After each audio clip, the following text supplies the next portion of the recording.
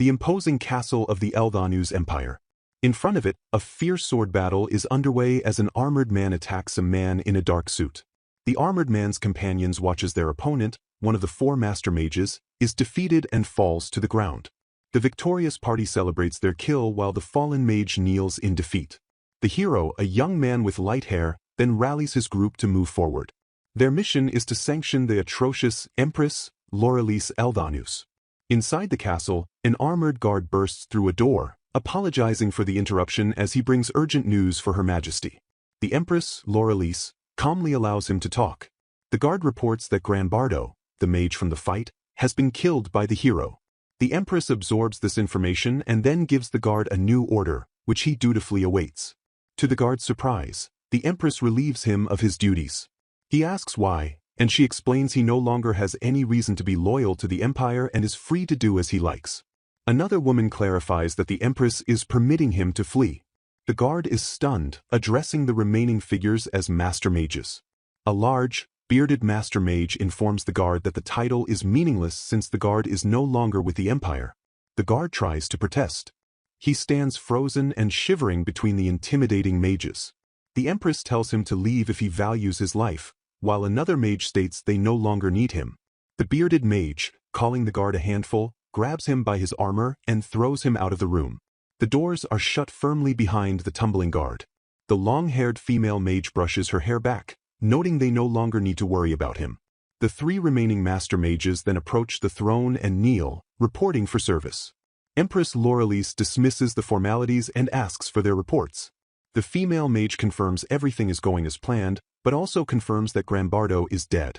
The Empress laments this, calling Granbardo foolish for not retreating from danger and for sacrificing himself for an old hag like her. She clenches her fist, recalling Granbardo's final words asking forgiveness for his treachery. The Empress knew this would happen, noting he ignored her orders to stay alive and gave up his life for her. She sighs, promising to lecture him when they meet in the afterlife. The 3 mages look on silently. The masked mage kneels, expressing their shame for their inadequacy given what the Empress is about to face. The Empress apologizes to them, saying she is sorry for making them get the short end of the stick. She thanks them for following her selfish decisions. The mages rise, calling out to Empress Lorelis. The bearded mage declares that all 4 master mages, including Granbardo, will never forget the honor of serving her. The Empress reflects on their admirable loyalty and laments that she is now left all alone. She holds her chest, wishing she could have seen what the Empire might have become. Now by herself, she decides to make a grand exit, accepting this is the end. The doors burst open as the hero arrives, declaring the Empress is cornered and alone. She calmly greets him. The hero vows to defeat her for everyone who suffered and for the people of the world. The Empress says, "Enough," as a powerful aura flares up. She draws her sword, inviting the hero to come forward so she can test his determination. She challenges the young ones to show her how they will overcome this final trial. The story shifts, explaining that the evil Empress was defeated by the hero and the Empire perished. Her sword is shown lying discarded. The people gathered in large crowds to cheer and praise the hero. They promise to never again create such an atrocious empire. A narrator, revealed to be the Empress, notes that the people do not know the truth about the noble sacrifice made by the one who truly wished for peace. After a long time has passed, the Empress awakens. She finds herself in a forest, confused. She sits up quickly, wondering where she is. Looking around, she is shocked to find her fatal wound is gone, as she was sure she had died. She questions why she is alive and notes that her body feels far too young. She then discovers a letter resting in the grass. She picks it up and begins to read. The letter starts very casually, saying, "Hey, I'm God," which shocks her. The letter explains that talking formally is annoying, so it decided to be casual, wishing her good morning and welcome. Lorelis, sitting in the woods, concedes that the reasoning isn't wrong. The letter then welcomes her to her second life. Lorelis is puzzled and feels as if she's in a conversation, not reading a letter. The letter, seemingly anticipating her thoughts, asks for patience as it explains everything. It confirms what she suspects: she has already died once. The letter addresses her directly as Lorelis Eldhanus and explains that her current, younger body was rebuilt from her previous one, and her soul was placed inside it. Lorelis muses that God can do anything. The letter calls her actions truly noble, and says her outstanding achievement is worthy of a living god. Laurelise scoffs at the term outstanding achievement. The letter details that she attained all the world's hate and brought peace by having the hero defeat her. It tells her that, although she will deny it, she is the true hero. The letter drops as she smiles at a vision of peaceful citizens. The letter insists she should be proud, as the world has her to thank for its peace. Laurelise knows it isn't something to be happy about. She wipes a tear, feeling sentimental. The letter again seems to read her mind, saying she's not old, just a sentimental person. Annoyed, Laurelise wonders if God is watching her. The letter continues, stating her second life is a reward for this achievement. God rewards rare, outstanding human achievements, and her reward is this new life.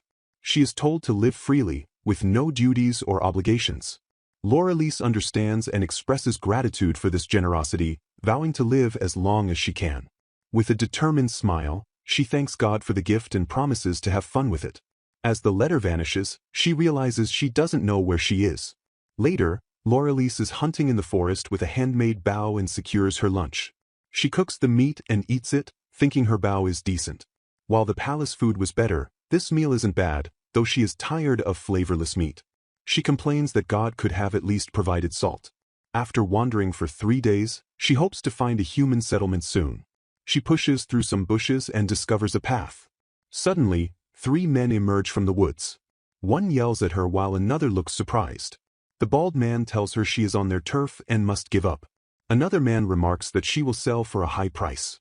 Laurelise realizes they are bandits and thinks that even in this peaceful world, idiots still exist. She tells them it's fine and not to worry, because she is compassionate. One of the men shivers in fear. The bandits begin to tremble as Laurelise unleashes an overwhelming wave of intimidation. She calmly informs them that she will grant them a peaceful death. After dealing with the bandits, Laurelise ties them up, noting their ropes are useful. She searches their belongings and finds a sword, which she observes feels more natural in her hand than the bow she had made. She also discovers coins, but she does not recognize the currency. She deduces that a significant amount of time must have passed since her past life, as the coins are not from her era but also do not appear to be very old. She is relieved to confirm they speak the same language and just hopes she can still read the writing.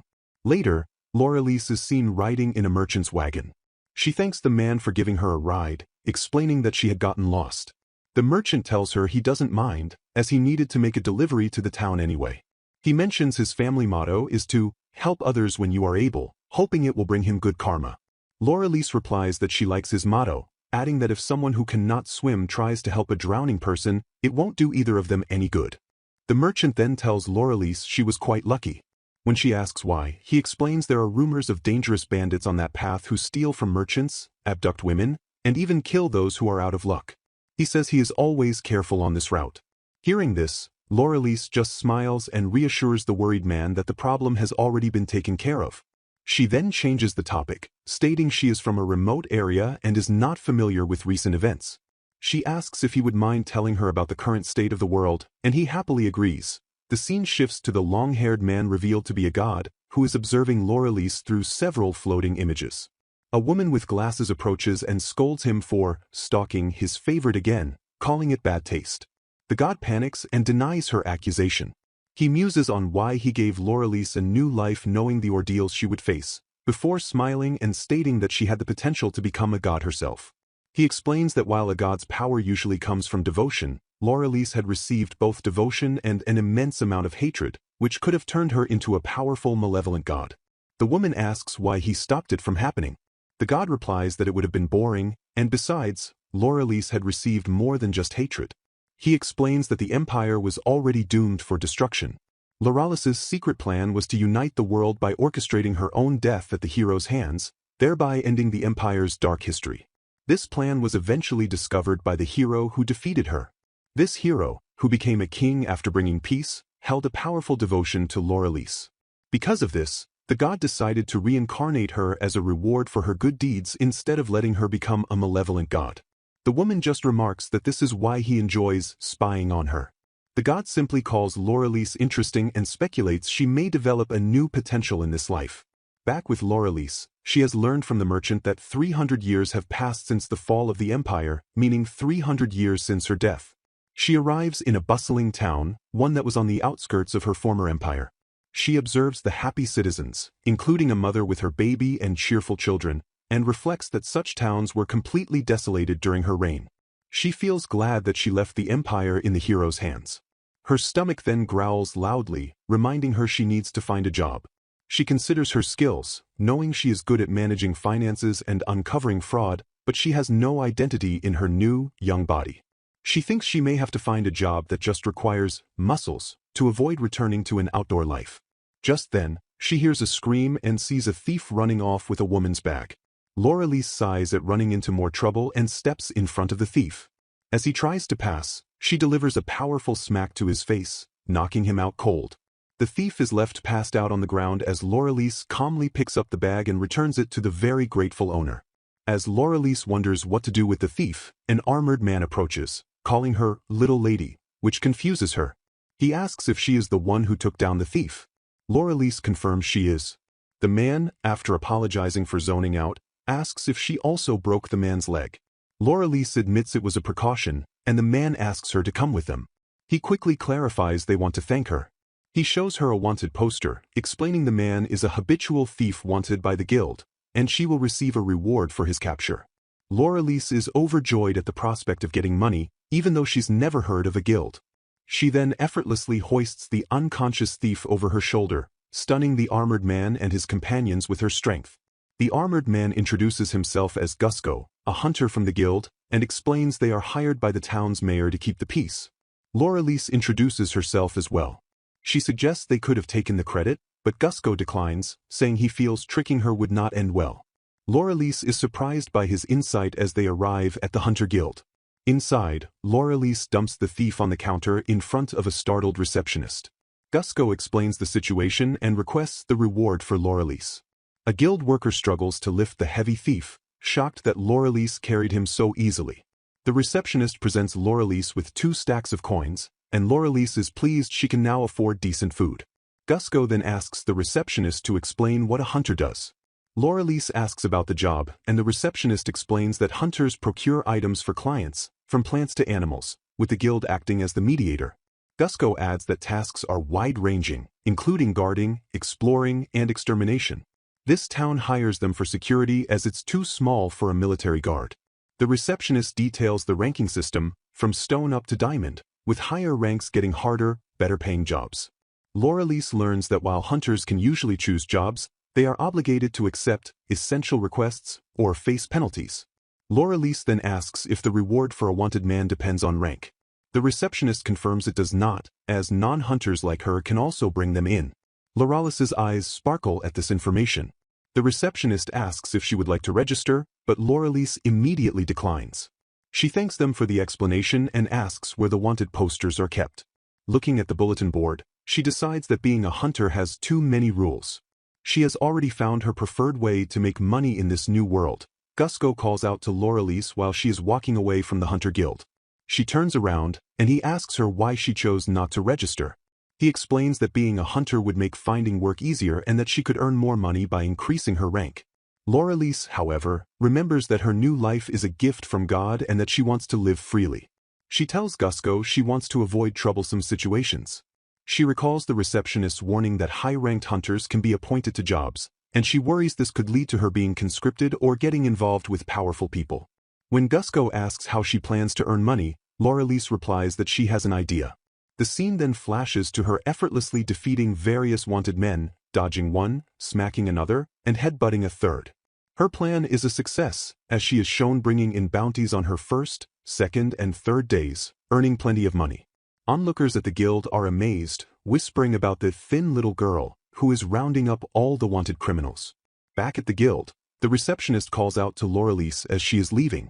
She offers to waive the registration fee and even let Laurelise skip directly to the medal rank due to her incredible skill. Laurelise, however, bluntly refuses. She states that as long as a normal citizen, like herself, can collect rewards for wanted men, she has no interest in becoming a hunter. The receptionist is left speechless, thinking to herself that Laurelise is clearly not a normal citizen. Laurelise tells the deflated receptionist she will be back and then leaves. Later, she is seen at a tavern, happily enjoying a massive feast and finishing a tall stack of plates. Gusco sits with her, remarking that her appetite was a sight to see. Laurelise asks if it isn't a normal amount for a young person, which Gusco seems to doubt. He mentions he heard she was raking in money from bounties. Laurelise confirms this, explaining that she needs to make a living and buy some things. When Gusco asks what she needs, she shows him the worn-out sword she'd been using. She tells him she wants to buy a good sword. Gusco is surprised, commenting that he expected a girl her age to want a pretty dress, but Laurelise dismisses the idea, saying a sword is more useful. Gusco decides to help and leads her to a weapon shop he knows. Laurelise looks at the shop, hoping to find a weapon similar to one she used to favor, and then steps inside. The shopkeeper, an older man, immediately tells the little lady to go home, saying it's no place for her. Laurelise ignores him and browses the selection, noting it's quite good for a small shop. The shopkeeper looks annoyed as Laurelise decides she can't leave empty-handed. After looking around, she tells the shopkeeper she doesn't see anything she likes. Just then, her eyes widen as she spots something in the corner. She rushes past the startled shopkeeper, exclaiming, "Here's a good one." She is looking at a massive greatsword. She then lifts the huge weapon with one hand, as if it weighs nothing. The shopkeeper is stunned, wondering how she lifted it so lightly. He stammers that a little girl like her couldn't possibly control such a sword, thinking to himself that even skilled swordsmen find that weapon difficult to handle. Laurelise just smiles and asks to test the sword. The shopkeeper, seeing she can at least hold it, crosses his arms and allows her to use his backyard. Laurelise thanks him and heads out, carrying the great sword on her shoulder. In the yard, she tells the shopkeeper to stand back. She admires the weapon, noting it feels like a sword she favored in her past life and that it's been 300 years since she last swung one like it. The shopkeeper is left baffled by her 300 years comment. Laurelise's expression becomes serious as she concentrates. She takes a deep breath, focusing her power, and recites, "All for one, one for all," finishing with, "This sword completes all." She unleashes a single, powerful swing that sends a shockwave obliterating a large tree and tearing up the ground. The shopkeeper watches in complete shock, realizing that in all his years of seeing hunters, he has never seen anyone like her. Laurelise pants, leaning on the sword, and mutters that she did too much. She catches her breath, thinking about the full-body interlock move she just used. She explains internally that it's a skill from her prime where she interlocks every muscle, bone, and joint to exert superhuman power. She realizes, however, that her new, younger body isn't yet capable of handling its full force. The shopkeeper worriedly asks if she's alright. Laurelise stands up, assuring him she's fine and just underestimated her capabilities. She holds up the great sword and declares that it's a good sword and she will buy it. The shopkeeper, impressed, says he's sure the sword is happy to have her as its owner. He explains he bought the large sword on a whim, but no hunter in town was able to use it. Laurelise smiles brightly, saying she will use it with pride. The shopkeeper then asks about armor. Laurelise admits she hadn't prioritized it, knowing armor for women is usually expensive and custom-made. The shopkeeper kindly offers to introduce her to an armorer friend who can give her a discount, which Laurelise gratefully accepts. A few days later, Laurelise is seen walking through town, now fully equipped with her new greatsword and custom-fit light armor. She hums happily, pleased with her new gear. She is spotted by an older woman who calls out her name. Laurelise lights up, greeting Ms. Yummel, whom she identifies as the first friend she made in town. Yummel comments on how cool Laurelise looks in her new sword and armor. Laurelise reflects that Yummel is one of the only people she can speak to frankly, and she is glad her bounty hunting has made the town safer. Yummel warns Laurelise to be careful and not do anything too dangerous. She then mentions a rumor she heard from a neighbor about a new group of bandits with a base on the outskirts of town. Laurelise immediately perks up at this news, realizing this new group will soon be on the wanted list and will be the perfect opportunity to try out her new sword. Meanwhile, at the bandit hideout, the new group is celebrating a recent score. One member nervously mentions rumors of a bounty hunter in the area, but the leader scoffs, dismissing it as a new hunter on a lucky streak. Just then, Laurelise appears at their entrance.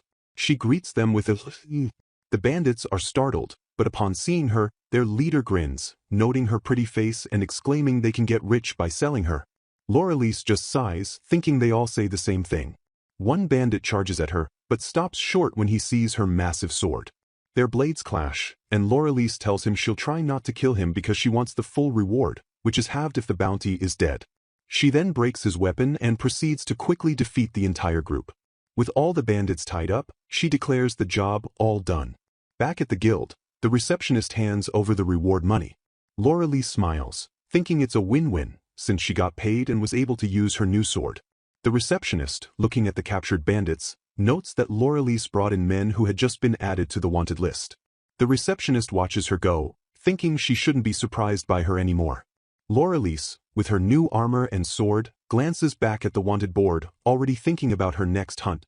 Laura-Lee sitting in a jail cell with her arms crossed, silently wondering how she ended up in this situation. The story then flashes back to a few hours earlier. Laura-Lee reflects that it has been about a month since she arrived in town, and she has been earning her living by hunting down wanted criminals for their bounties. With only one bounty left, she considers that it might be time to move to another town. She knows that guilds are located all over the country, so traveling seems like a good plan. As she walks, she thinks about what to do, noting that just roaming aimlessly wouldn't be fun. In her past life, she had a single, all-consuming goal, so she finds her new freedom a bit confusing. Her thoughts are interrupted by the sound of people running and shouting about trouble in the town plaza. When she arrives, the plaza is in chaos. Bystanders tell her a drunk man has taken a young girl hostage. Laura-Lee sees the man holding a knife to the terrified girl's neck, warning the crowd to stand back or he'll hurt her.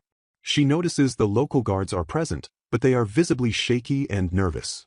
They weakly tell the man to surrender, and the crowd observes that the guards seem incapable of handling the situation. Someone suggests they need a hunter, and another person runs off to find one. Remembering that hunters are sometimes hired as reinforcements for weak town guards, Laura-Lee decides the situation is serious enough to intervene and steps forward. The guards are startled and warn her to stay back. Laura-Lee calmly ignores them, telling the stunned guards, "I've got this," as she walks steadily toward the criminal. The man panics, asking who she is and threatening to harm the screaming girl if she comes closer. Laura-Lee simply gives him a chilling stare and calls him pathetic for waving a knife around, stating that he doesn't have the guts to use it. She continues to intimidate him, calling him a little boy who has overstepped his bounds. Terrified by her death stare, the man begins to shiver, goes pale, and drops his knife. The hostage faints, and Laura-Lee quickly catches her. She comforts the girl, who was hiccuping from fear, patting her on the head and reassuring her that it is all over. One of the guards, who had been momentarily stunned, snaps his comrades to attention and tells them to do their job. As the guards arrest the man, the rescued girl thanks Laura-Lee. The onlooking women are mesmerized by her cool demeanor, and Laura-Lee gains even more fans. Just as she is leaving, Gusko runs up, having heard about the hostage situation. Laura-Lee greets him and confirms it has been handled. Gusko guesses it was her doing, and Laura-Lee apologizes for interfering with his job. Gusko, however, thanks her for her cooperation. He looks at the timid guards who failed to act and remarks that the town's lack of respect for its guards is the main reason for its high crime rate. Their conversation is interrupted when another guard approaches and places Laura-Lee under arrest for obstruction of justice. This brings the story back to the present, with Laura-Lee in her cell. Gusko exasperatedly tells her this is what happens when she interferes with the guard's duties. Later, Laura-Lee is interrogated by a guard commander who refuses to believe an unlicensed person could have resolved the incident. Gusko repeatedly tries to explain that Laura-Lee was responsible and that the commander can ask the townspeople for proof. Laura-Lee sighs, telling the commander she understands why the people don't trust the guards if this is how they operate. Just as the commander reacts with shock, another guard enters and asks for a private word. After some time, the commander returns, annoyed, and releases Laura-Lee from her cell. When she asks where they are going, he angrily tells her to be quiet and follow him. As they walk through a large building, Laura-Lee mentally compares the commander to a small, angry dog barking to seem intimidating. They enter an office, and the commander is dismissed by a man who introduces himself as Emil, the town's mayor. He apologizes profusely for the misunderstanding and asks for her name after confirming she handled the hostage situation. Laura-Lee introduces herself as a freelance bounty hunter. The mayor is surprised by her name, commenting that an empress from 300 years ago shared it. Laura-Lee privately thinks he would never believe she is that empress. The mayor gives her a large sum of money as a reward and an apology. He explains that his commander has a strong sense of justice but is still learning. Laura-Lee accepts the money and then asks him why all the town guards are so young, noting it's unusual. The mayor sighs, admitting she is correct. He explains their guards are young and inexperienced because all the veteran guards retired before they could properly train the next generation. He confesses he took the town's peace for granted, and this is the unfortunate result. The mayor continues, explaining they are desperately searching for battle-ready individuals. He says he heard a rumor about a young, freelance bounty hunter, and Laurelise leans in to confirm that she is the one he's heard about. The mayor becomes excited, but his hopes are dashed when Laurelise clarifies that she does not plan on staying in the town for long. However, Laurelise hesitates. She thinks about the problem right in front of her, her ability to solve it, and the kind people like Ms. Yumel who live in the town. She decides she cannot just ignore their plight. Standing up, she gets the mayor's attention and states that she has a proposal. Laurelise in Mayor Emel's office, formally making her proposal. She offers to take complete charge of the town guards for 1 month, promising that she will train them to be capable of handling petty criminals without hesitation. She clarifies that this will be a bumpy ride, and that she will be charging a fee for her services. Mayor Emel is initially stunned and hesitant, thinking to himself that he would not normally accept such a proposal from a stranger. However, he senses a strange and powerful energy from Laurelise that convinces him she cannot be ignored. He ultimately agrees to her terms and asks her to please take care of his guards. Laurelise smiles, and they shake hands to seal the deal. The scene then shifts to the guard post, where Laurelise introduces herself to the stunned guards. She announces that she will be in charge of their training for the next month. The guards are in disbelief, whispering among themselves and wondering if this young girl is some kind of joke. Their commander, Hills, then storms in, angrily demanding to know what is going on and yelling that he was not made aware of this arrangement. While the guards are flustered, Laurelise shivers with excitement, finding the situation nostalgic as it reminds her of training her own military. Hills demands to know who gave her this authority, and Laurelise calmly holds up a document. She explains it was just decided yesterday and that she hopes he enjoys the training. Hills aggressively tries to snatch the paper, but Laurelise playfully dodges his attempts. When he finally grabs and reads the contract, he yells that it is bullshit. Laurelise calmly states that she understands his frustration over a little girl suddenly taking charge, and clarifies that the contract from the mayor gives her full control. Enraged, Hills and the other guards declare that they are not so helpless as to need her training. In response, Laurelise proposes a simple game, a one-on-one mock battle. If any of them can defeat her, she promises to rip up the contract herself. Hills immediately volunteers to fight her. Laurelise agrees and sets the rules. Hills can use his wooden sword, while she will not even draw her weapon from its sheath. If he can land a single blow, he wins. Feeling insulted, Hills roars and charges at her. He swings his sword, thinking he's got her, but Laurelise instantly blocks the attack with her sheathed greatsword, knocking him to the ground. Hills is completely stunned, wondering how she could have blocked his attack in a split second. He gets up and attacks again, but Laurelise effortlessly dodges every one of his swings. She slips past his guard and stops the flat of her massive weapon just inches from his head. Frozen in terror, Hills asks, "What are you?" Laurelise briefly gives him an intimidating look before smiling, telling him she's just kidding, and helping him to his feet. Now having their full attention, Laurelise tells the guards she will be crystal clear. She states they are currently useless, and that being afraid of a civilian with a knife is unacceptable. She acknowledges that it's not entirely their fault, as their experienced seniors retired before they could be properly trained, but she warns them that the people won't see it that way. She asks if it isn't frustrating that hunters are taking over the jobs that should rightfully be theirs. Her words strike a chord, and Commander Hills is moved to tears, clenching his fists as he wishes they were stronger. Seeing their genuine frustration, Laurelise notes there is still hope for them. She makes them a promise. If they give her 1 month, she will make them into adequate guards. Hills is skeptical that it's possible in such a short time, but Laurelise assures him it is. She warns that it won't be easy and will require their serious dedication, telling them to follow her only if they are willing to train like their lives depend on it. His resolve steeled, Hills declares their dedication is not to be questioned and accepts her as their new commander. They shake hands, and Laurelise says she looks forward to working with them. Laurelise gives them her word they won't regret their dedication and immediately starts their training, with running. She energetically leads the way, explaining that the most important thing in battle is, first, physical strength, second, strength, third and fourth, also strength, and lastly, strength. The guards are shocked by her incredible speed as she dashes ahead, yelling for them to keep up. This reminds her of how she began training the 4 master mages, who panted heavily but refused to admit defeat. Laurelise smiles, thinking she's getting sentimental again, and stops the run. She feels refreshed, calling it a good exercise, while the entire squad of guards has collapsed behind her, wheezing from exhaustion. They are horrified to realize this was just a light stretch for her and are filled with dread when she announces they will be running all day tomorrow. After a period of this hellish running, Laurelise gathers the guards. She notes with approval that there have been no dropouts and that they have shown guts.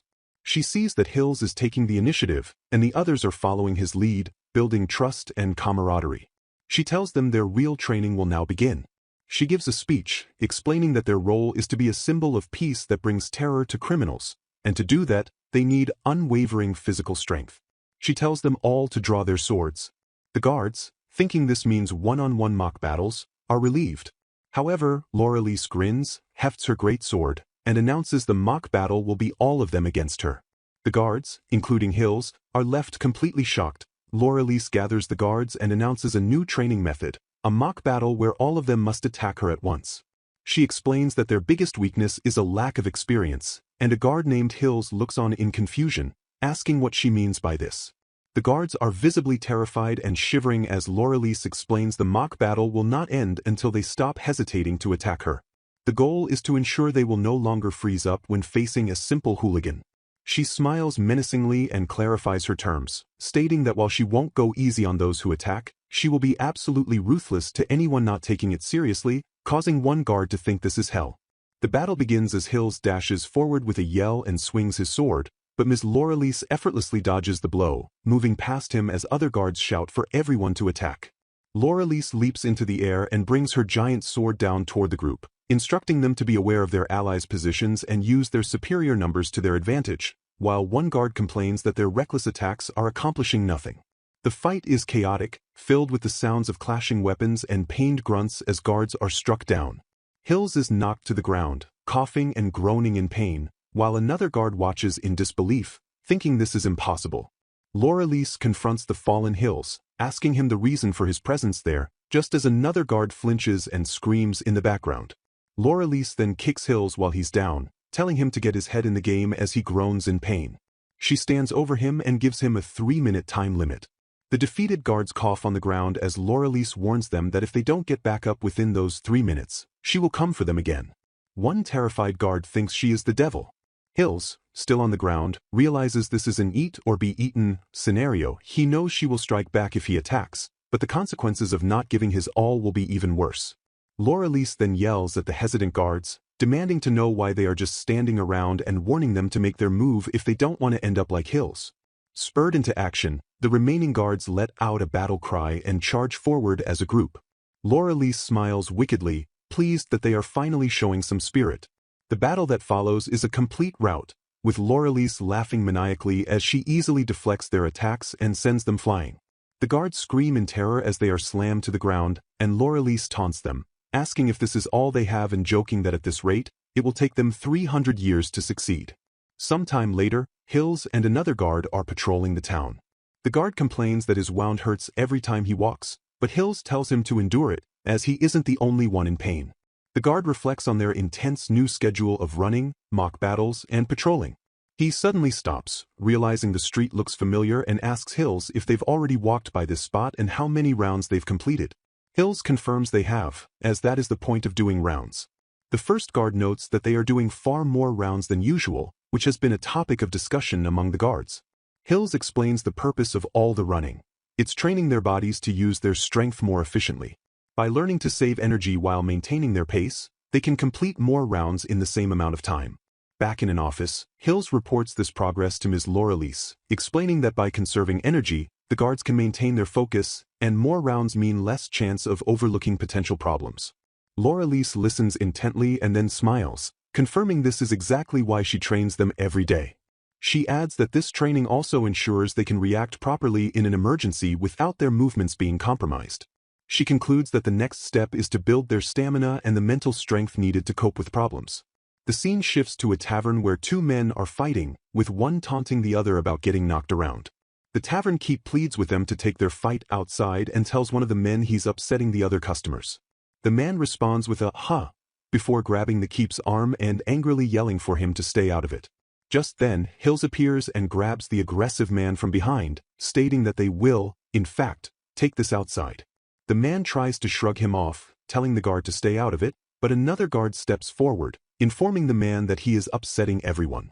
The tavern staff looks on, completely flabbergasted by the guard's confident intervention. At another table, a hunter sighs, complaining that she has had no work lately. Another patron asks if it's because of the guards, and her companion confirms that the guards have earned a reputation for being reliable. A man chimes in that the guards now resolve problems even before a hunter is called. The hunter asks why he seems happy about them taking their jobs, though he denies it. Other patrons are heard discussing how the guards recently rescued a child and arrested a pickpocket. In the office, Hills finishes his patrol report, telling Laurelise that the guards successfully solved all reported problems, which he credits to the mock battles. A female knight listening nearby questions this, wondering how the mock battles could make such a significant difference when the guards already had power. Laurelise challenges her to think about it, asking whether a plain citizen holding a knife or herself swinging a long sword is more frightening. The knight has a moment of realization, and Laurelise laughs, confirming that instilling that level of presence and confidence was her true goal. The knight expresses concern that this might make the guards numb to danger, but Laurelise says that's acceptable at first. She explains the most important thing is giving them the experience of knowing they are capable of handling things, and confidence will naturally follow. She notes that there are far more frightening things in the world than hooligans, and once the guards truly understand that, they will no longer be scared by such simple threats. Laurelise then acknowledges that the risk of them becoming numb is real, which is why the next step is for Hills to take over as commander, especially since she is only there for 1 month. Hills is stunned and questions if he is capable of doing it. Laurelise tells him he has to and advises him not to let the pressure overwhelm him. Hills looks at Ms. Laurelise with uncertainty, but she reassures him, telling him he just needs to grow together with the rest of the guards. She points out that the guards already trust him, and now he must trust them in return. She imparts a final piece of wisdom, stating that the most important part of running any organization is ensuring people tell each other when something is bothering them. Visibly moved and blushing with newfound determination, Hills declares that he understands and thanks her for the valuable lesson. Laurelise remarks that it probably isn't pleasant to be lectured by a little girl like her, but she hopes he keeps it in mind. As Hills leaves the room, Laurelise reflects on the progress he and the guards have made, noting that she only has 2 weeks left with them. She wonders if there is anything more she can do for them before she leaves. She pulls out a large book, a list of retired guards at the guards post, and flips through it. Her eyes land on a particular entry and she smiles, having found what she was looking for. Following this, Laurelise knocks on the door of a quaint house, calling out for Ms. Hummel. A woman, Ms. Hummel, opens the door and greets Laurelise with a smile, welcoming her in and asking what brings her there. Laurelise apologizes for the unexpected visit and asks if her husband is home. Ms. Hummel confirms he is and turns inside, calling out, "Honey." A man then appears from inside the house, asking how he can help. Ms. Hummel warmly introduces Laurelise to her husband, Inovv, who she proudly describes as the man she told her about. Laurelise gives a polite bow, and Inovv stares at her intensely, remarking that his wife has talked about her. As Laurelise observes his stare, Ms. Hummel apologizes, reassuring her that while Inovv might look scary, he isn't trying to be intimidating. Laurelise replies that it doesn't bother her. Ms. Hummel continues to dote on her husband, asking if he isn't handsome, which prompts Laurelise to note how much she loves him. Ms. Hummel proudly declares that it wouldn't be an exaggeration to say she fell in love with his muscles. Laurelise agrees, noting that Inovv clearly maintains his strength even after retirement and that it's no surprise he was once the head of the guards. A slightly embarrassed Inovv clears his throat, steering the conversation away from himself and confirming that Laurelise is there to see him about a favor. Inovv informs his wife that he and Laurelise will be going out for a while and might be late for dinner. Ms. Hummel smiles and agrees, telling him not to trouble Laurelise too much. As they walk through the town, Laurelise asks where they are going, and Inovv tells her they are headed to a bar he frequents. Along the way, Inovv glances at Laurelise's large sword, commenting that he had heard about it. Laurelise asks if he's heard of her, and he explains that he knows the shop owner where she bought it, as they served as guards together. When they arrive at the establishment, Laurelise silently reflects that Inovv's deep connections with the townspeople must have put a lot of pressure on Hills as his successor. Inside the bar, they formally introduce themselves. Inovv says he used to lead the guards but is now just an old man with too much time, while Laurelise introduces herself as a freelance bounty hunter. Inovv correctly guesses she is there to talk about the guards. Laurelise smiles, admitting she was surprised to find out her friend's husband was the former head. She compliments him on being as quick as she expected, and he explains the mayor had already informed him of her role as an expert advisor. Getting straight to the point, Laurelise asks Inovv to become the guard's consultant. Inovv is surprised by the offer. Laurelise explains that her time with the guards is limited, and while they have grown much stronger, they are still a work in progress. She feels it is essential for them to have an experienced person to turn to when things go wrong, and he is the man for the job. Inovv clasps his hands, asking if she truly believes he can take on that role. He laments that the guard's damaged reputation and the town's decline were his fault, as he had retired without leaving them with anything.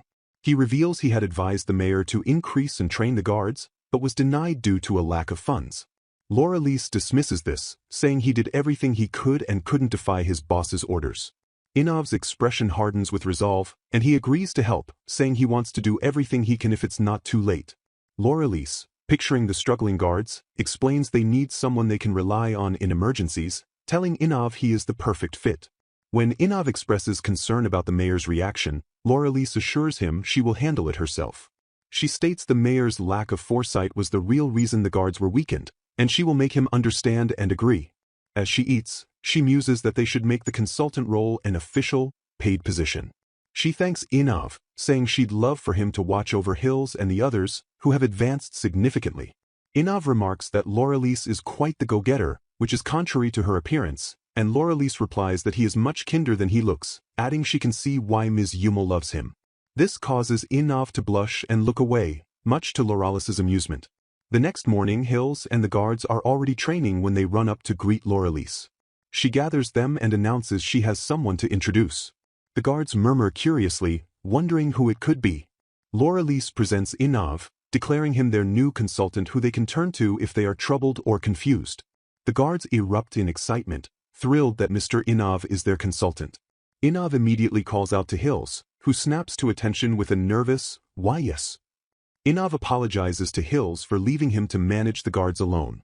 Hills replies that he couldn't lead as well as Inovv did, but Inovv places a hand on his shoulder, praising him as a great head guard. He tells him the town's safety has noticeably improved, crediting both Laurelise and, more importantly, the guts and determination of Hills and his men.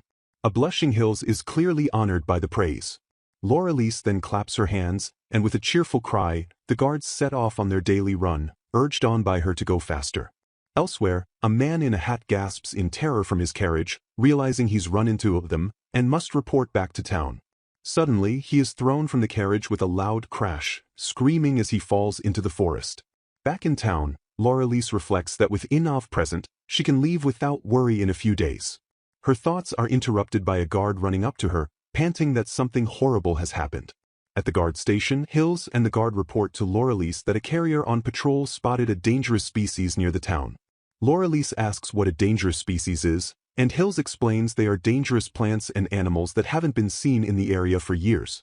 He confirms the carrier escaped unharmed. Laurelise recalls that such creatures existed 300 years ago, but she hasn't seen one herself.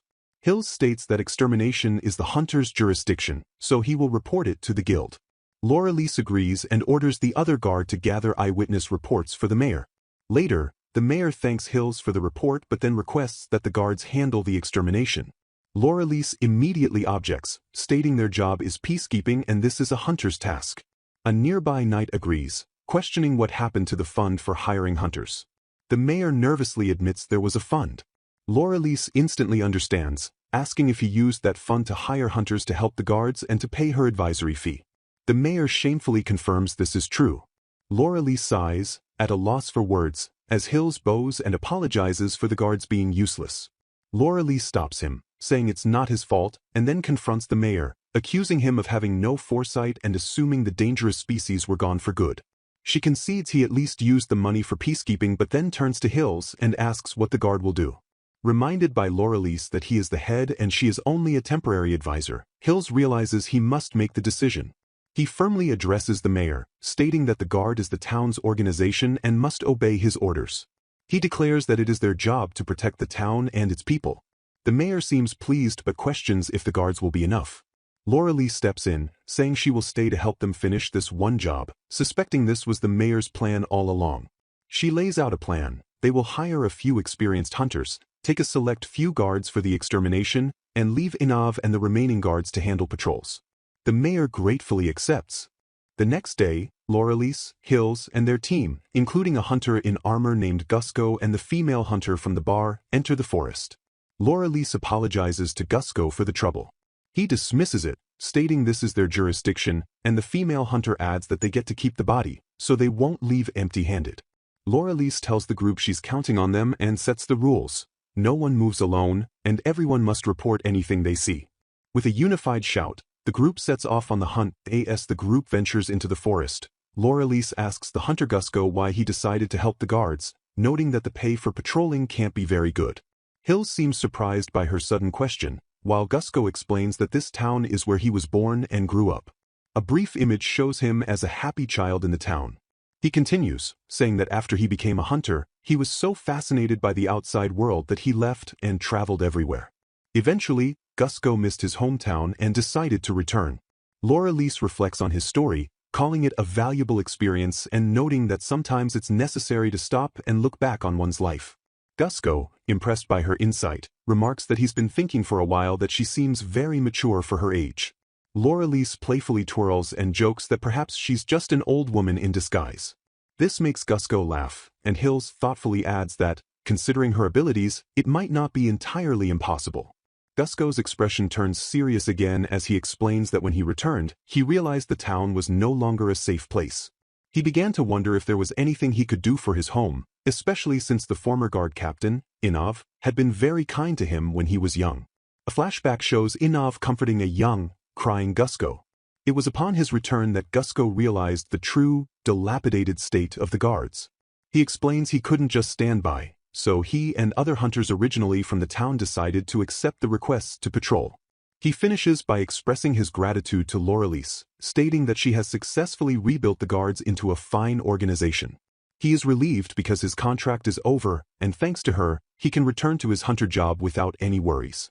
Laurelise brushes off his thanks, telling him to save it for when the job is finished. Gusco then announces they have come deep into the forest and have arrived at the location where the dangerous species was reportedly seen. As they walk, Gusco suddenly stops, causing Laurelise to ask what's wrong. Hills looks around, realizing they must be close to their target. Gusco points down, and Laurelise spots footprints on the ground. Gusco confirms they are human footprints, and that there are multiple pairs that look recent. Hills observes that the tracks are off the main path. Laurelise compliments his observation, and Gusco agrees, surmising that it's probably other hunters. Hills is confused, questioning this since he believed their request came directly from the mayor without the guild's involvement. Gusco clarifies that other hunters are likely in the area going after the same target. He explains that hunting a dangerous species is the most profitable job for hunters, so it's not surprising others would show up when one was spotted so close to town. Laurelise notes that while it's better for the hunters to have an official request for profit, it's still better than them taking the prey for themselves. Hills finds this an interesting way to see it, and Laurelise smiles, adding that it wouldn't be a bad deal if these other hunters finished the job for them. Hills then states that while their task is to subjugate the creatures, their main objective is the safety of the town. Laurelise looks at him, impressed by his response. Gusco is also impressed, pointing out that most hunters would just jump at the chance for the valuable prey. Laurelise tells Hills he has matured, noting that his past self would have objected out of pride. Now, he is able to choose the path that is most beneficial for the town. Hills blushes and looks away, humbly stating he still has a long way to go. Gusco then tells Laurelise it's too bad she's not a hunter, as she could probably reach the silver rank. She replies that she isn't a hunter and doesn't care for money or status, only wanting enough to live a free life. As they hear a scurrying sound, she tells the group to move forward. The group proceeds cautiously through the trees. Laurelise whispers that if other hunters are ahead, they are on the right path, and everyone must stay on high alert. She and Gusco then move up a ridge. From the new vantage point, Laurelise spots movement and yells that the enemy is here. She orders everyone to get ready for battle and take their positions as a low growl echoes through the woods. A large gray wolf lunges out, barking aggressively. Laurelise identifies the threat and instructs the hunters to assist the guards, stepping in if they see them in trouble. The female hunter acknowledges the order. The battle begins, with Hills seen slashing at one of the wolves. Laurelise shouts for him to aim for its weak spots. Another guard lands a blow on a wolf. Gusco observes the fight, noting that the guards are handling themselves well, unlike most people who get overwhelmed facing a dangerous species for the first time. He is impressed with their progress. Just then, 3 more wolves leap from the trees, growling as they descend on Laurelise. Hills gasps and shouts out to Laurelise in warning. In a single fluid motion, she slashes her sword, cutting down all 3 attacking wolves at once. She lands as more wolves growl from the surrounding logs. She tells the stunned guards not to stand around, as there are still more coming. Hills and Gusco look on in awe, with Hills thinking to himself that she defeated 3 gray wolves in a matter of seconds. After the fight, the guards pant with exhaustion. Laurelise looks at the pile of defeated wolves and states that she thinks that's all of them. Hills catches his breath and thanks her. Laurelise compliments the guards, saying they did well for their first encounter with a dangerous species. She smiles, adding that they stood their ground and perhaps she didn't even need to be there. She then asks Gusco for a count of the wolves. He estimates about 30, which is the size of a single pack, and concludes that their job is done. Laurelise declares a break for rest. Gusco confirms their prior agreement that the hunters will be taking the gray wolves, which Laurelise affirms. He says they will check the area one last time before heading back to town. The hunters begin skillfully processing the carcasses to retrieve the furs. Gusco explains to Laurelise that furs are important items for hunters and that a hunter who can't process their prey is a poor one, regardless of physical strength. The female hunter agrees, adding that this is how they pay for food. Laurelise, impressed, admits that in her past life, she only ever hunted and processed dangerous species to eat them. Gusco stares at her for a moment and then asks if she'd like to try. Laurelise gets visibly excited and asks if she really can. She then proceeds to rapidly and skillfully slash, stab, and rip the carcass, processing it with her knife. Gusco, slightly taken aback, simply comments, "Not bad, miss." After they finish, Gusco takes a shovel and explains they must bury the bones, meat, and other unneeded parts, as leaving them to rot could cause an epidemic. After burying a large pile of bones, Laurelise, Gusco, and the female hunters say a brief prayer for the creatures. Gusco remarks that gray wolf meat isn't very good. Laurelise claps her hands, cheerfully announcing that it's time to eat, as they kept the edible parts. She argues it's still better than preserved meat and reveals she brought salt, which makes everything taste better. They roast the meat over a fire, and Laurelise holds up a hot, sizzling piece, declaring it ready. As the group eats, Hills comments that it's his first time eating gray wolf, but it's quite good. Laurelise smiles, saying it's all because of the salt. As they eat, Gusco's expression turns serious, and he says one thing is bothering him. Laurelise and Hills fall silent, and Laurelise admits she was thinking the same thing. Gusco wonders why the number of gray wolves hadn't decreased if other hunters were truly ahead of them. Laurelise agrees, adding that based on the footprints, there should have been enough hunters to defeat the wolves. She questions what could have happened to them. Just then, a rustling sound comes from the bushes. Laurelise immediately spins, drawing her sword and demanding to know who is there. A man stumbles out of the forest and collapses with a thud. Laurelise, seeing it's a human, orders Hills to treat him immediately. Hills rushes to the man's side, noting he's in bad condition. The injured man gasps for help. The female hunter recognizes him as a hunter who frequently visited the town guild. Laurelise asks what level he is, and the hunter replies he is bronze rank, the same as her. Gusco immediately realizes that if this man was part of the group that left the footprints, he wasn't alone. He adds that a bronze hunter shouldn't have struggled with gray wolves. Laurelise asks Gusco for his assessment of the wounds, and he confirms they were not caused by gray wolves. He notes the wounds look similar but are much bigger, and he has a bad feeling about this. Laurelise takes command, ordering the guards to stay where they are. She announces that she and the hunters will head into the woods to investigate where the man came from. Hills protests, asking to go with her. Laurelise turns to him with a cold, intense glare, warning him not to make her tell him twice. Intimidated, Hills backs down and says he understands. Laurelise tells the hunters they are leaving as there may be other survivors. The 3 hunters, Laurelise, Gusco, and the female hunter, proceed into the woods. As they advance, a massive, spike-covered, wolf-like beast with a horn lands heavily in front of them. The creature lets out a terrifying growl, and Laurelise looks up in shock, recognizing it as a sword wolf and wondering what it is doing there.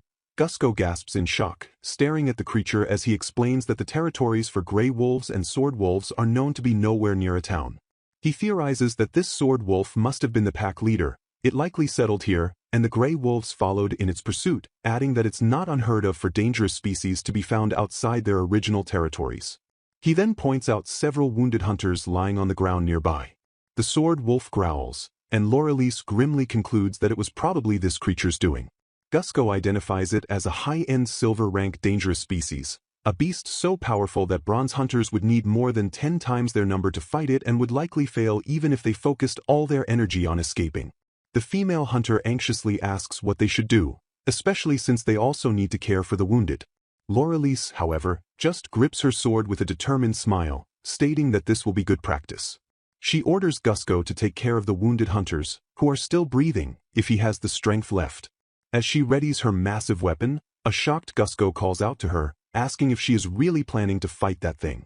He warns her that she is in over her head against a silver-class dangerous species.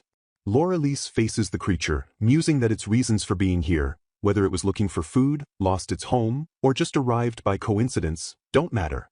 She declares that either way, as long as it poses a threat to innocent people, she cannot let it go and will have to kill it right here. The sword wolf growls and dashes forward. Laurelise leaps high into the air and brings her sword down, clashing with the beast's attack. The impact is heavy, but Laurelise holds her ground. She tells the wolf that while it is heavy, it's not enough to throw her off her feet, and it still has a long way to go. With a yell, she lashes out with her sword. The blow sends Laurelise sliding backward. Gusco watches in disbelief, wondering if he's dreaming as he sees a little girl send a huge sword wolf flying. Laurelise examines her sword, noting the creature has hard skin, which is no surprise given its name. She feels grateful to the store master for providing such a fine weapon. The sword wolf growls as it gets back to its feet. Laurelise glances back, noticing her companions are just standing there. Realizing they are frozen, Laurelise angrily yells at the idiots to stop standing there and go help the wounded. Gusco and the female hunter are left flabbergasted by her outburst. Snapping out of it, Gusco shouts, "Oh, right," and they both rush to check on the injured hunters. Laurelise mutters to herself that they are a handful. The sword wolf notices the others moving and dashes toward them, growling, but its ear twitches as it senses Laurelise moving to intercept. Laurelise swings her sword with a whoosh, cutting off the beast's path. She glares fiercely and tells the wolf, "It's me that you want." Gusco, seeing this, can only curse in frustration. The battle resumes with another clash of steel. Laurelise darts and jumps around the wolf, stabbing at it while maintaining a cold glare. She floats in the air and grips her sword, preparing a downward strike. She brings the blade down onto the wolf's head. The beast grunts in pain as its tough horn begins to crack. Laurelise comments that while its sword is as tough as metal, her own sword is tougher and sharper. After landing, she unleashes a flurry of slashes, and the beast finally falls with a thud. It growls and struggles to rise, prompting Laurelise to swing her weapon again, and their blades clash once more. Laurelise enters a chaotic flurry of attacks, spinning and striking as her sword clangs repeatedly against the wolf's spiky hide. Gusco, watching from the sidelines, is stunned, wondering what he is seeing and how she can move so chaotically. The intense exchange leaves both Laurelise and the sword wolf panting and out of breath.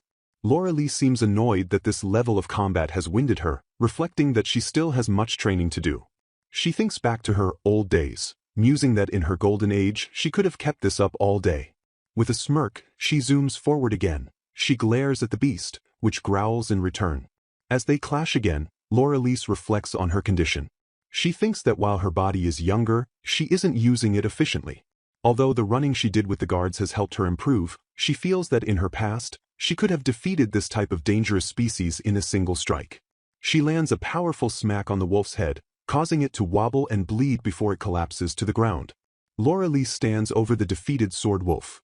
She tells the beast that this battle made her realize her own limits and that being young doesn't solve everything. She thanks the wolf for the fight and tells it to go ahead and hold a grudge against her. With a final strike, the wolf falls. Gusco looks on, stunned that she actually killed a sword wolf. Laurelise quietly states that she will never forget the sin of taking its life herself.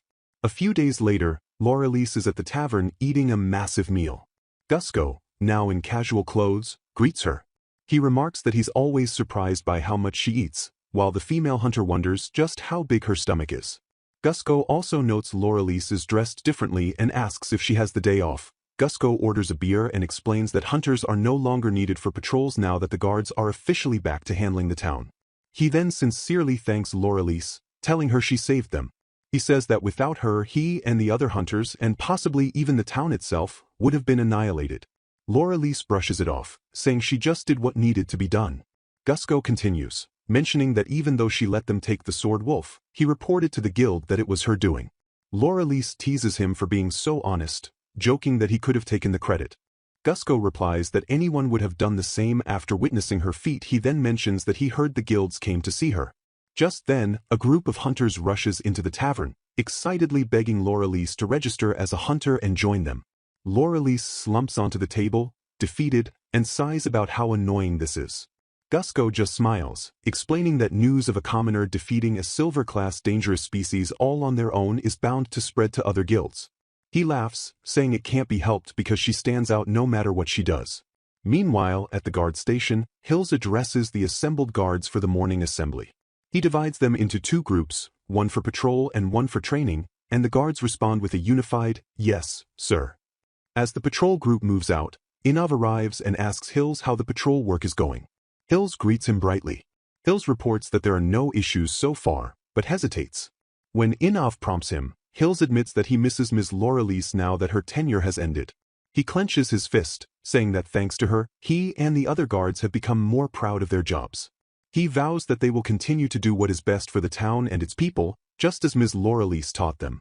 Inovv listens and then smiles, telling Hills, "You look great." A blushing Hills thanks him. On the day of Laurelise's departure, she finishes getting ready. She finds a large group of people waiting to give her a grand send-off. The guards, led by Hills, shout their thanks, promising they will never forget what she has done for them. Laurelise advises them all to take care of themselves, reminding them that while hard work is good, they also need to relax so they aren't worn out when it truly counts. Hills and the guards promise to keep that in mind. Laurelise then thanks Ms. Yumel, who gives her a hug and a bag of cookies she baked for her. Ms. Yumel tells Laurelise to take care and live a long life, joking that she herself plans to live at least 20 more years. Laurelise also thanks Gusco, who replies that he's happy, though he feels he didn't do much to help. Inovv tells Laurelise that, thanks to her, he no longer has any regrets. Laurelise wishes both him and Ms. Yumel every happiness. As she sees the couple embracing lovingly, she smiles and says, "Oh right, my bad."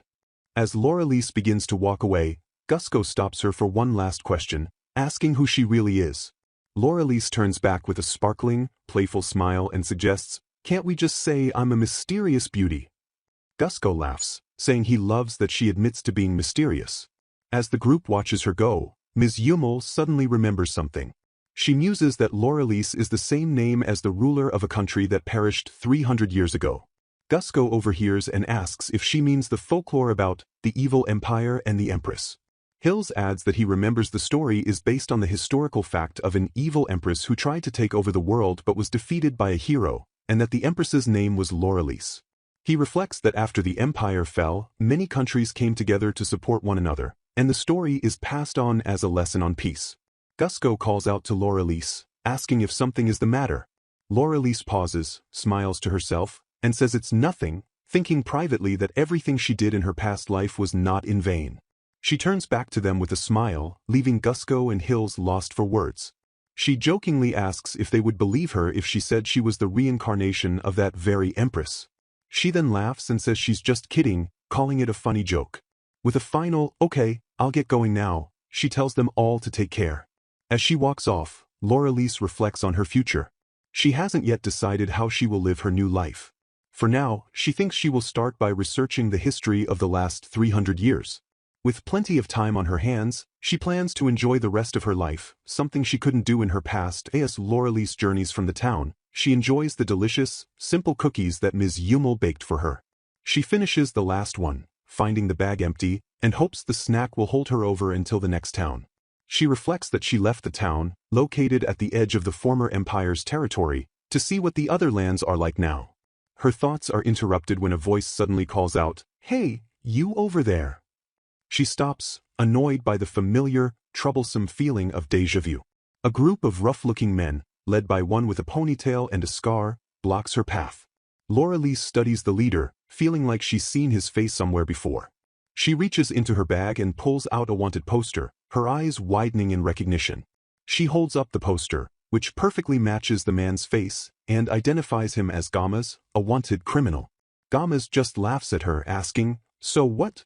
as he grips his sword hilt. He smugly asks if she realizes how serious her situation is. While he talks, Laurelise reads the poster, noting Gamaz is wanted for stealing from travelers and kidnapping, and that his capture is recommended for bronze-level hunters or higher. Gamaz laughs again, calling her quality goods, and remarking that this is his lucky day, as his group can either sell her for a lot of money or have fun with her themselves. Laurelise, however, interrupts him, stating that he has actually saved her the trouble. She had been wondering how she would pay for her next meal, and now he has provided the answer. Gamaz is confused by her words. Laurelise calmly offers him two choices. He and his men can get beaten up without resisting and be turned over to the guild, or they can resist and be turned over in a near-death state. She grabs his wrist, adding that while she'd personally prefer to kill garbages like them, the reward is cut in half if she brings him in dead. Enraged at being grabbed and insulted, Gamaz cracks his knuckles and lunges, yelling at her not to make a fool of him. Before he can even complete his move, Laurelise grabs him by the throat and slams him face-first into the ground with a devastating bam. His companions are momentarily stunned by the sudden violence, one of them even coughing from the shockwave. Laurelise, still holding the downed Gamaz by his collar, smiles menacingly and tells him she will now show him who is the strongest one there. Gamaz glares from the ground and orders his terrified, shivering men to get her, giving them permission to kill her if needed. The bandits draw their weapons and attack, but the fight is over in an instant. One man screams as his arm is audibly cracked, while another groans in pain as he's sent flying. Laurelise lets out a phew, standing calmly in the center of a whirlwind of her own making, surrounded by the moaning bodies of the defeated bandits. Gamaz is left speechless, lying face down in the dirt. Laurelise stands over him, sword in hand, and points out that the wanted poster only listed his name, not his companions. Her eyes narrow as she asks if he understands what that means, offering him one last terrifying choice: be captured alive, or be killed by her right there. The scene then shifts to a guild office, where a gloomy Gamaz and his crew are tied up. A timid receptionist nervously hands Laurelise her reward money, which she accepts with a simple thanks. A flashback reveals how she ensured their full cooperation. After threatening to kill them if they resisted, she demonstrated her power by instantly slicing a thick tree trunk in half, warning them they'd meet the same fate. The terrified bandits, one in tears, quickly agreed to do whatever she said. After the bandits are forced to retrieve their stash from the woods, Laurelise sorts through the stolen treasure chests. She decides to hand over the high-end, traceable items to the guild but keeps some of the decent jewelry for herself. She takes these items to a local merchant, who appraises them and offers a fair price in a stack of coins. The merchant bows as she leaves, and Laurelise smiles, relieved she won't have to worry about money for a while. She immediately goes to a restaurant and enjoys a large, delicious meal. After finishing her food, to the waiter's astonishment at her appetite, Laurelise remembers a peculiar item she found among the stolen goods. She pulls out an ornate, card-like object that had caught her eye. Unsure of its value, she assumes it must be important and decides to hand it in to the guild. As she pays and leaves the restaurant, the bell dings, and three mysterious figures in dark, hooded cloaks enter. The leader informs the waiter they are not there to eat. One of the figures stares at Laurelise, and she realizes she's been spotted. A bad feeling washes over her, and she quickly exits. The bell dings again as the hooded men immediately turn and follow her out. They call out, ordering their group to find her. Laurelise ducks into a quiet alley, but the three men appear and corner her. Their leader asks if she is the one who brought in Gamaz. When she confirms, he claims an item she took belongs to them and demands she hand it over. The leader states that stolen goods must be returned to their rightful owners. Laurelise, hiding the card, winks and playfully apologizes, admitting the rare item was too tempting to resist. She then reveals the card, asking if this is what they're looking for, and cheerfully suggests they all go to the guild to sort it out. The man quickly refuses, saying they can keep it between them if she just gives it back. He then offers to pay her an appropriate amount for it and holds out his hand, demanding it right now. Laurelise, looking at the card, observes how desperate they are to avoid the guild. The man threatens to report her for breaking protocol. Laurelise simply holds up the card and asks if there's a reason they can't go to the guild, speculating that perhaps the card doesn't belong to them. She then smiles, revealing their blunder. Since they didn't know she isn't a hunter, they couldn't have found her by going through the guild. The men are shocked by this revelation. Laurelise concludes that this is a confession that they are not the rightful owners. The men, looking tense, say they wanted to settle this in a civilized manner. Laurelise readies her sword, replies, "What a coincidence! I feel the same way," and dashes forward. In a single, swift slash, the fight is over before it begins. Laurelise stands over the three unconscious men and begins rustling through their pockets, deciding to take their money as an inconvenience fee since their belongings are forfeit. She notes they are quite wealthy and that it's her lucky day. She checks to make sure they are alive, having avoided their jugulars. While searching, she finds another card identical to the one from Gama's stash. She also finds a pendant on one of the men and realizes all three are wearing the same one. She inspects the emblem, a lion's head, a hawk's body, and a snake's tail. A wave of annoyance hits her as she groans, recognizing the symbol. She knows this can't be connected to anything good and is going to lead her down a very problematic path. Realizing she needs to leave without witnesses, she considers breaking one of their arms to wake them up. Just then, a couple wanders into the alley, the woman asking if there's really a restaurant in such a dark place. Seeing them, Laurelise decides to leave the men as they are, telling their unconscious bodies to thank their lucky stars. She walks away, now determined to figure out the story behind the mysterious cards and the pendant. She spots the restaurant the couple was looking for and prepares to head inside. Laurelise walks through the bustling streets of a new town, carrying her large sword and a bag, and she thoughtfully looks at the signs as she passes by. She eventually finds a stone alleyway that she deems a good place. She walks up the stone steps to a door, pushes it open with a creak, and announces her arrival with a "hello." Inside, a man with glasses who is reading a book greets her.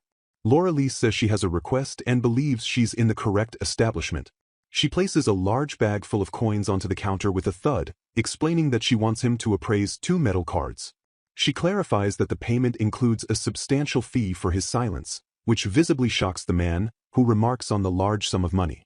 The appraiser examines the 2 cards, finding them interesting, and asks Laurelise where she acquired them. She explains they came from the head of a bandit gang and another group of suspicious men. The man agrees to her terms of confidentiality, but he remains suspicious, asking why she specifically chose his shop. He eyes her closely, wondering to himself who this young woman could be, carrying such an item and so much money. Laurelise confidently states that she can be a good judge of things and isn't uneducated. She implies she knows his shop handles items that cannot be sold in the open and asks if he understands her meaning.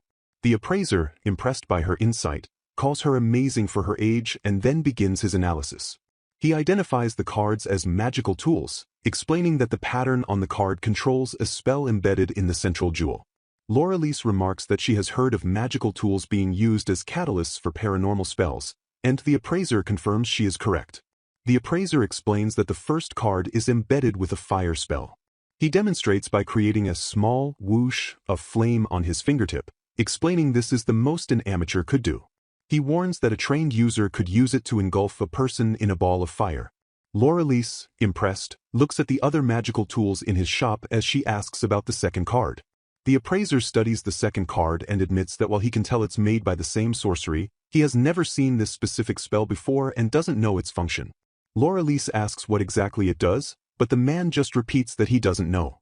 This visibly annoys Laurelise, who glares and asks what she is paying him for. The appraiser flinches and apologizes, quickly adding that all he can discern is that the sorcerer who created it must be very advanced. The appraiser adds that the unknown card is more elaborately made than the fire spell and could be sold for a high price in the right places. Laurelise, uninterested in the price, pulls out the pendant she took from the hooded men. She taps the crest on the pendant and asks the appraiser if he has ever seen one before. The man's demeanor changes instantly, his eyes widening as he urgently asks where she got it. Laurelise silently observes him. The appraiser identifies the emblem, a lion's head, a hawk's body, and a snake's tail, as the crest of the Inovv's empire, which fell 300 years ago. Laurelise confirms she was aware it was the crest of the perished empire. She then explains the real problem. The men who possessed the magical card were also wearing this pendant. The appraiser gravely tells her that this means she has gotten herself into quite a predicament. Laurelise, having expected this, asks him to tell her who they are. The appraiser explains they are known as those who mourn the lost kingdom. He clarifies they are a group of people still mourning the lost empire, and they use that crest as their symbol. Laurelise asks what kind of group they are, and the appraiser admits he isn't an expert. He continues, stating that they allegedly worship the last empress as their god and are rumored to be involved in shady activities with the goal of restoring the empire. Laurelise is visibly annoyed, muttering to herself if he's serious and that she thought she had already made sure these types of idiots wouldn't resurface. The appraiser, hearing her mutter, asks if she said something, but Laurelise quickly dismisses it as just talking to herself. She privately thinks back 300 years, recalling how she deliberately drew all the ill will onto herself and destroyed the empire along with it. She flashes back to her time as the empress, remembering that the most bothersome part of her plan was dealing with the extremists in the military and kingdom who were adamant about bringing hegemony back to the empire. She recalls that while her 4 master mages understood and stayed with her until the end, no one else knew their true intentions. Believing that these extremists would surely cast a shadow on the world after she was gone, she had made sure to eliminate them. She grimly concludes that she must have missed some. The appraiser notices her dark expression and asks if she is all right. Laurelise replies that she just realized she has gotten involved in a mess, just as he warned. She stares ahead, thinking it appears she missed something. The appraiser then asks if she believes both magical cards came from this group mourning the lost empire. Laurelise clarifies that she thinks the unknown card belonged to them, and the fire spell card was likely in their possession until Gamez's gang stole it. The appraiser says he is now more worried for her, mentioning rumors that this group doesn't hold back against women or children. Laurelise dismisses his concern with a confident pose, flexing her arm and declaring that if they try, she'll just show them who's boss. The appraiser then wonders why she is so awfully calm, especially since she involved him in this mess. He reassures her he won't sell her out as she paid for his silence. He adds that magical items often come with interesting stories, and he has his own methods of protection. Laurelise thanks him and prepares to leave. As she goes, she asks if anyone else in town can research the unidentified card, but he says he doesn't know of anyone and wishes her well. Laurelise leaves the shop and sighs in frustration. As she walks through the town, she thinks about those who mourn the lost empire, and scoffs that she should be the one mourning. A few days pass, and she looks out the window of her room, observing that she hasn't been followed and hasn't found any new clues in the town. She looks down at the mysterious magical card, her only remaining lead. She decides her only option is to talk to the person who originally had the card. To avoid being recognized, she changes her outfit, tying her hair back and covering her face with a scarf, and she intentionally leaves her trademark big sword behind. She makes her way to the guild's holding cell where the wanted criminals are kept. She knows that to see Gamez officially, she would need to be accompanied by a guild worker. She sneaks quietly toward the cells anyway, peeking around a corner and cheerfully whispering a greeting, hoping no one is there. Just then, she hears a click and spots someone, forcing her to hide quickly. A man in a dark uniform, not looking like a regular patrol, walks down the corridor carrying keys. Laurelise, realizing she's now involved with dangerous people, knows she can't let others find out about her investigation. The man stops at a cell and begins to unlock it, and Gamez's voice immediately calls out from inside. Laurelise watches, wondering if this man is an ally of Gamez and is trying to break him out. Determined not to lose her only lead, she leaps from her hiding place and speeds down the hallway. She finds the man inside the cell with Gamez, demanding to know the truth about where he is. Gamez, who looks beaten and terrified, screams that he doesn't know. Laurelise observes the scene, realizing this man isn't working for Gamez. She also notes that the interrogator is young but possesses a well-honed body. The young man lifts Gamez by his throat against the wall, demanding the item's location. Gamez chokes and insists that he really doesn't know.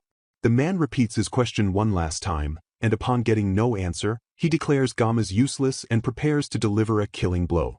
Just as he attacks, a whoosh sound fills the air as Laurelise intervenes. Laurelise, in her disguise, intervenes in the guild cell, dodging the mysterious man's attack. She counterattacks, but he blocks her, and she lands a kick that sends him flying into the cell wall.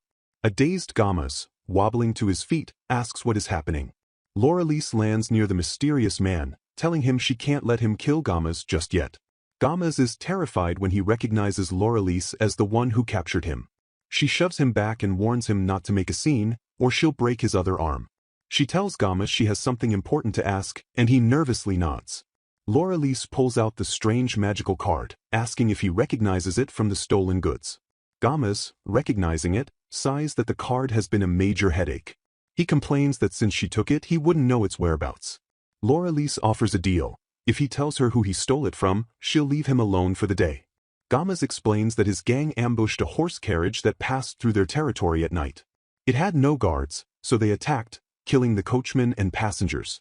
Laurelise asks for descriptions, but Gomez doesn't remember any special details, noting his gang would have stolen anything that looked valuable.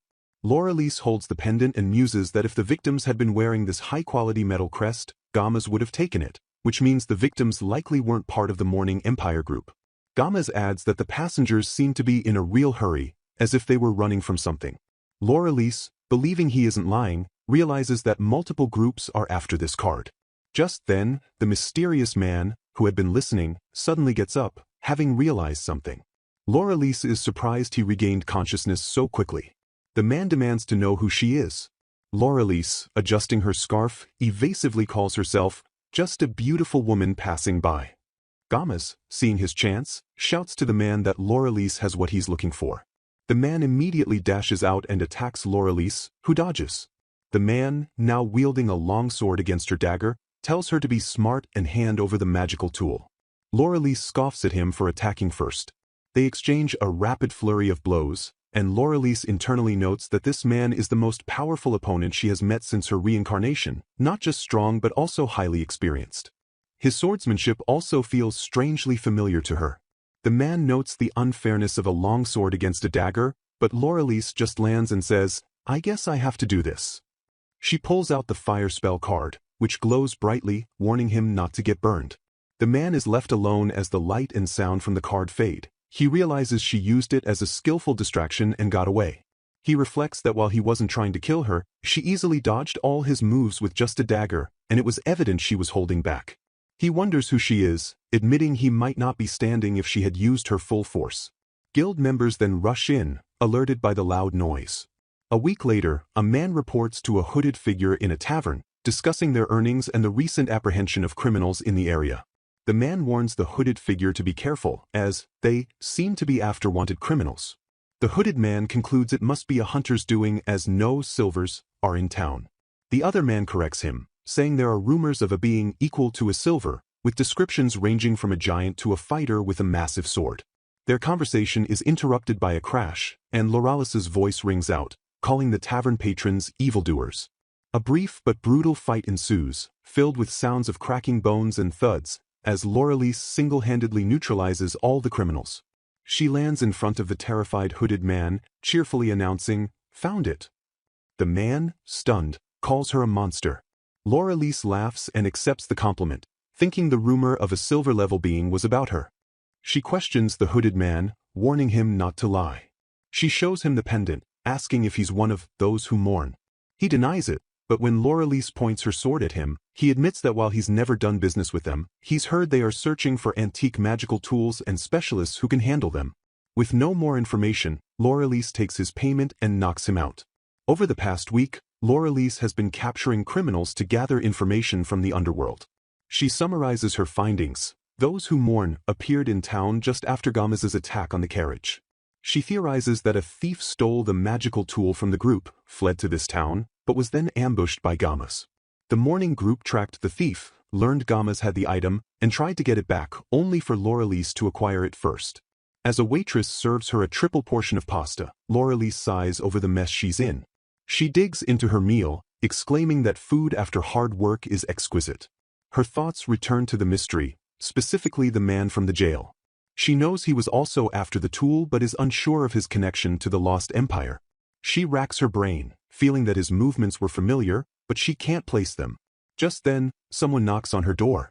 The mysterious man is outside, and Laurelise smirks, inviting him in. The story begins in an eatery where Laurelise is sitting at a table eating. She asks her companion, Cain, why he isn't ordering anything. Cain, looking serious, replies that he is not hungry. Laurelise wipes her mouth and questions why he would come to an eatery if he had no interest in eating.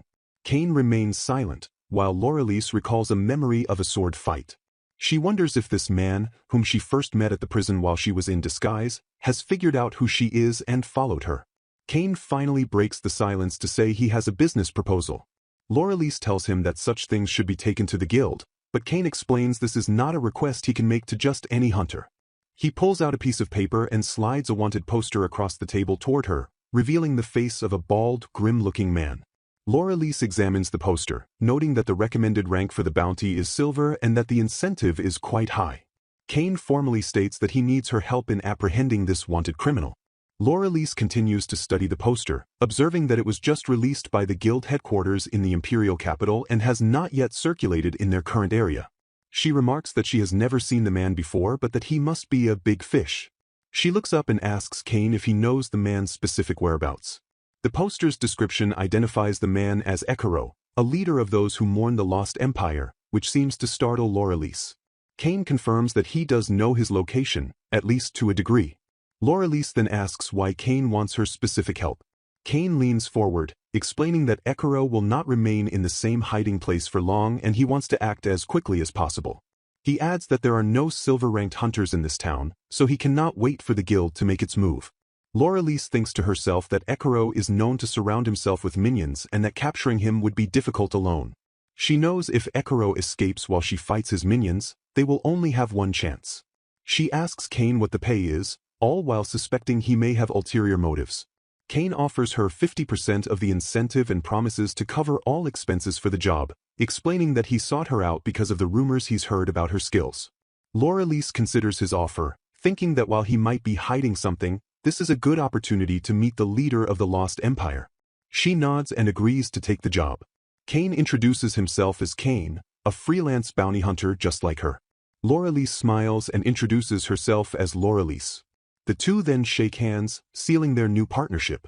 Sometime later, Cain and Laurelise are walking together through a dense forest. Laurelise is humming cheerfully as she walks. She glances back at Cain, thinking about the Lost Empire. She comments that it is a long journey and that walking like this is impossible. Cain, looking visibly annoyed, tells her to just consider it part of the contract and not to mind it. Laurelise observes him, impressed by his composure and exquisite physical strength, noting that he keeps his body ready to draw his sword at any moment. Laurelise eventually asks Cain what exactly Isekai'd did. Cain is hesitant, asking why she needs to know. Laurelise explains that she is cautious and needs to plan her fighting strategy. She knows the Lost Empire is a group of fanatics but doesn't know any specific details. Cain explains that they are considered a dangerous group whose members have been causing numerous incidents that result in multiple casualties and deaths, all in the name of rituals. He adds that they call these casualties noble sacrifices. Laurelise is disgusted and asks what kind of ritual it is, wondering if they are summoning devils with sacrificial blood.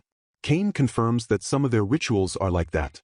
Laurelise slumps in disbelief and declares that they are nothing but terrorists, a sentiment with which Cain agrees. Laurelise then asks the most critical question: what are Isekai'd's combat powers? As they continue walking, Cain admits that he doesn't know, as there are no witness accounts of Isekai'd himself ever fighting. Laurelise groans, complaining that this is the most important part. As she processes this, she suddenly realizes something. Before she can speak, Cain suddenly grabs her and shushes her, warning that something is coming. He tells her to stand back. Laurelise thinks to herself that this is a good chance to see Cain's true strength. Cain prepares for battle, sensing a dangerous species that he believes he can handle. A large, tiger-like monster emerges from the trees, hissing and scuffing the ground before letting out a roar. Cain immediately dashes toward the beast. As the creature turns its head, Cain leaps high into the air and stomps directly onto its head. The beast turns again, and Cain, now behind it, swiftly draws his sword and slices clean through the monster's neck. Blood splashes as the beast's head falls to the ground with a thud. Cain lands gracefully, gripping his sword. Laurelise claps her hands, congratulating him on a job well done. As Cain sheathes his weapon, Laurelise walks over and pats him on the back, saying that his display proved she won't have any problem leaving things to him. Cain then watches as she pulls out a knife and begins cutting up the dead monster. He asks what she is doing. Laurelise, focused on her work, replies that she is obviously disassembling it. She explains that it would be a waste to leave the hunt behind and that it will make a perfect dinner. Later that night, the two are sitting by a campfire. Cain remarks that they have gotten further than they originally planned. Laurelise, sitting across from him, says that she doesn't tire easily. She happily holds up a piece of meat roasting over the fire, ready for dinner. While eating, she glances at Cain and asks him why he is personally after Isekai'd. Cain smiles slightly and replies that he doesn't feel the need to tell her. Laurelise casually shrugs it off, saying, "All right, that's fine."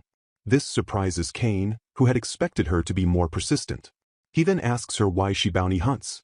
Laurelise laughs, pointing out the irony of him asking a question when he refused to answer hers. She decides to answer anyway, saying she has nothing to hide and has always been the type of person who can't let scoundrels get away with their actions. She adds that if she can make money while catching them, it's like hitting two birds with one stone. Her expression then turns serious as she crushes the bone in her hand. She states that she cannot rest until she makes Ekiro confess everything he knows about the Lost Empire. Finished with her meal, she stands up and tells Cain she is going to pick flowers. She tells him to come looking for her if she isn't back by the time he goes to sleep. Cain, appearing small and unbothered, just tells her to do as she likes. Laurelise walks away from the fire into the dark woods, feeling she has gone far enough. As she walks through the grass, a hooded figure hiding behind a tree watches her, but then looks confused as he suddenly loses sight of her. Laurelise moves swiftly and appears directly beside the kneeling, hidden man, greeting him with a simple, hello. The man is stunned. Laurelise thinks about how he had been following them this whole time, and while he was stealthy, he wasn't good enough to fool her. The man tries to jump away, but Laurelise scoffs and grabs the giant sword from her back. She remarks that she was a few steps ahead of him and that she recognizes him from before. Before he can react, she swings the massive blade, hitting him with a powerful ba-boom that sends him flying until he lands hard on the ground. Laurelise stands over his unconscious body, remarking how pathetic it is that he's already knocked out. She smirks as she glances back toward the campfire, where Cain is sitting up, clearly surprised by the commotion. Sometime later, Laurelise is slapping the man awake. His eyes blink open, and he sees Laurelise smiling down at him under the moonlight, wishing him a good morning, though it's the middle of the night. The man is sitting up as Laurelise calls out into the darkness, telling Cain there is no need to hide and to come out. Cain emerges from the trees, admitting that she knew he was there. Laurelise then tosses an object to Cain, saying she believes he was looking for it. Cain catches it and asks if she is telling him she has no intention of giving him the magical tool. He questions why she agreed to partner with him if she doubted him from the start. Laurelise explains she needed him to understand it wouldn't be easy to take it from her. Cain asks if she purposefully neutralized the stalker in front of him as a demonstration. Laurelise confirms it, adding that since he isn't trying to take the tool now, her plan worked. She admits she doesn't have much information on the Lost Empire and that sometimes risks are necessary, assuming he is the same. Cain agrees and says, fine, stating that he doesn't want her as an enemy in addition to the Lost Empire. Laurelise smiles and proposes a truce until they capture Ekiro. Having settled things, Laurelise turns back to their captive. She apologizes for the wait and says it's time to get to the main topic. The hooded man, who had been silent, suddenly lets out a hee laugh. Laurelise asks if something is funny and leans in, warning him to tell her everything he knows if he doesn't want to get hurt. The man looks up with a menacing smile, admitting that she is too much for them to handle. He then shouts, however, declaring that they will risk their lives to finish her on that spot for their great one. He suddenly grabs his own throat and crushes something. Cain senses that this is a bad sign. The man's body begins to bulge and horribly distort. Laurelise glares, annoyed, and says, oh geez, is he for real? As the man continues to groan and transform.